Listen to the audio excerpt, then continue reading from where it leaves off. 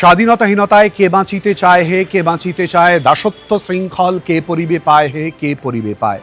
স্বাধীনতা আন্দোলনে সামিল হয়েছিলেন তনুবালা সরকার চিত্তরঞ্জন দাসের স্ত্রী বাসন্তী দেবীর সঙ্গে।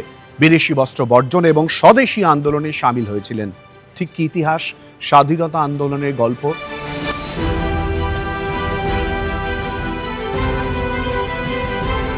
উনি প্রয়াত হন ৯৯ বছর বয়সে ২০১১ সালে। কিন্তু নানান কথা আজও জড়িয়ে রয়েছে এই বাড়িকে কেন্দ্র করে। চলে যাব এই বাড়ির অন্দরমহলে, জানার চেষ্টা করব নানান ঘটনা, নানান কথা যা অজানা, সেই সমস্ত অজানা কথাই আপনাদের সামনে আমরা তুলে ধরার চেষ্টা করব।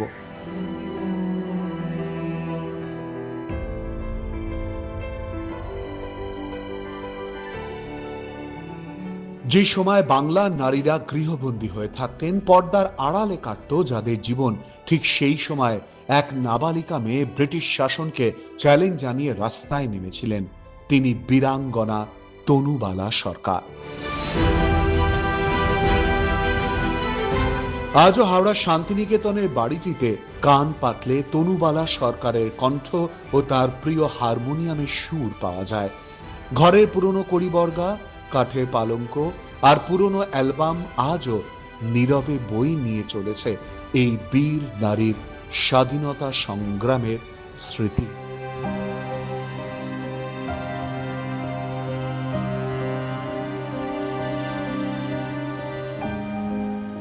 সেই সময় চরখা কাটো এই সমস্তগুলো ছিল এবং স্বদেশি বস্ত্র যাতে পরেন সেগুলোও ছিল। এগুলো মূলত মা এইগুলোর সঙ্গে ছিলেন এবং ওনাদের একটা দল ছিল। সন্ধেবেলা মায়েদের একটা গানের আসর বসতো।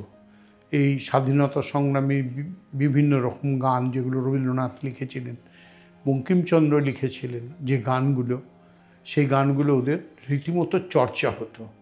সেগুলো পুলিশ সন্ধেবেলায় গিয়ে ওই ভাঙচুর করতো, করতো।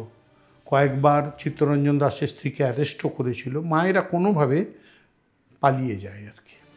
বয়স তখন খুবই কম, কিন্তু দেশের প্রতি ভালোবাসা ছিল পর্বত সম।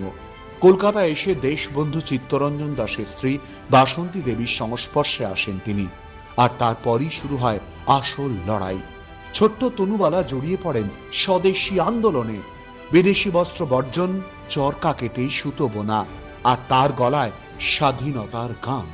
মায়ের সঙ্গে যোগাযোগ হয় ওই দেশবন্ধু চিত্তরঞ্জন দাসের স্ত্রী বাসন্তী দেবীর সঙ্গে এবং তাদের কনিষ্ঠ কন্যা যারা ছিলেন কল্যাণী, তাদের সঙ্গে মা স্বদেশী আন্দোলনে জড়িয়ে পড়ে। পরিবারের দাবি ব্রিটিশ পুলিশ তাকে গ্রেফতার করার চেষ্টা করে, কিন্তু এই নাবালিকা বারবার পুলিশের চোখে ধুলো দিয়েছিলেন। মেয়ের এই দেশপ্রেম দেখে ভয় পেয়ে যান তার বাবা। পাছে পুলিশ ধরে নিয়ে যায়, সেই ভয়েই অল্প বয়সে বিয়ে দিয়ে দেয়া হয় তনুবালার। এবং সেই সময় পুলিশ মাকে কয়েকবার অ্যারেস্ট করার চেষ্টা করে। এখন কথা হচ্ছে যে মা তখন কয়েকবার পালিয়েও যায় ওইখান থেকে, কিন্তু পুলিশ বিভিন্নভাবে মাকে খোঁজার চেষ্টা আরম্ভ করে। সেই সময় মায়েদের সেই সব গান, আমি ভয় করব না, ভয় করব না, সেই গান এবং বিভিন্ন ধরনের স্লোগান নিয়ে ওই বাসন্তী দেবীর সঙ্গে ওনারা মিছিল করতেন এবং চরখা কাটা হতো। বিদেশি যে বস্ত্র ছিল সেসবগুলো আগুনে জ্বালানো হতো, পোড়ানো হতো। এইগুলো মা অংশগ্রহণ করেছিলেন।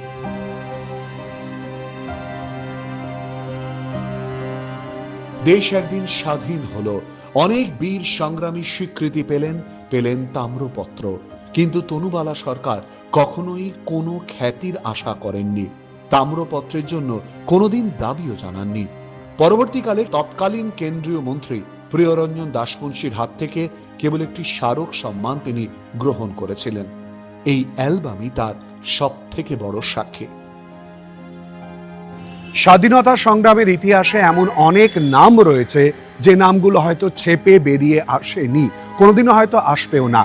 সেই ঘটনা, সেই ছবি আপনাদের সামনে তুলে ধরার চেষ্টা করলাম। কোনোদিনও তাম্রপত্রের জন্য আবেদন করেননি বা প্রত্যাশাও করেননি।